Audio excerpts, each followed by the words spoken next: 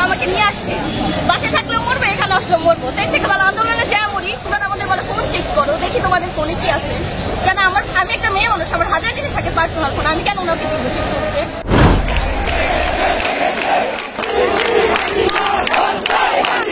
আমরা কোনো দাবি মানবো না, আমরা তো 9 দফা দাবি মানবোই না। আমাদের একটাই দাবি, এক দফার এক দাবিতেই আমরা নাম হয়তো বাঁচবো না, আমরা মরবো। এই মাকে নিয়ে আসছি যে যদি বাইচা যায় তাহলে তো বাইচা গেলাম, আর যদি মরে দিই তাহলে লাশ নিয়ে চলে যাবা, কোনো কিছু না, এই লাশ মাটিও দিবা না, যে পর্যন্ত এই দাবি না মানবে। যখন মানবে তখন এই জন্যই তো নিয়ে আসছি ওকে দেখাইতে। ও যেন কখনো বলতে পারে যে না আমার বোনেরা আমার মারা সাহসের জিনিস দেখাইছে। ওরা আমাকে নিয়ে আসছে, বাসায় থাকলেও মরবো, এখানে আসলেও মরবো। তাই থেকে ভালো আন্দোলনে যা মরি, শহীদের কাতারে তো করবো, শহীদের মর্যাদা তো পাবো যে না মারা গেছি। আমার ভাই আমার বোন খেলতে যাবে, আমার বোনকে বাইরে ফেলবো না। ট্রেন দেখতে যাবে, আমরা কি ট্রেন দেখতে পারবো না?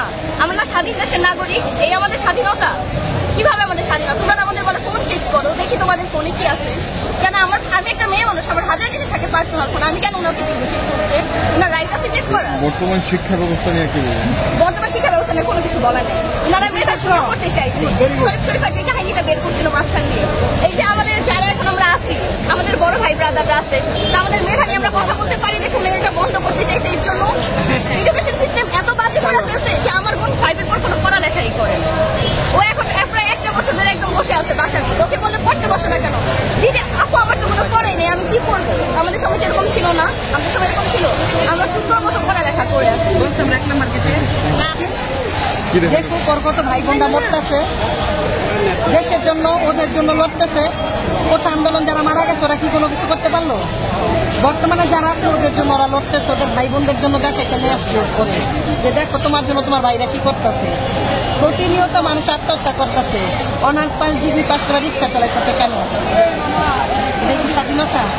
এই বর্তমান জেনারেশন যে আন্দোলন গড়ে তুললো, এই জেনারেশনের জন্য কি বলবেন? ওদের জন্য দোয়া ছাড়া তো আর কিছুই বলার নাই। ওদের জন্য হলো প্রতিনিয়ত নামাজ পড়ে দোয়া করতেছি, আল্লাহ যাতে ওদের সকল করে ঘরে নিয়ে যায়, প্রত্যেকের মাঝাতে হাসি মুখে তাদের সন্তানকে দিয়া পায়। এটা ছাড়া কিছু নেই বলার।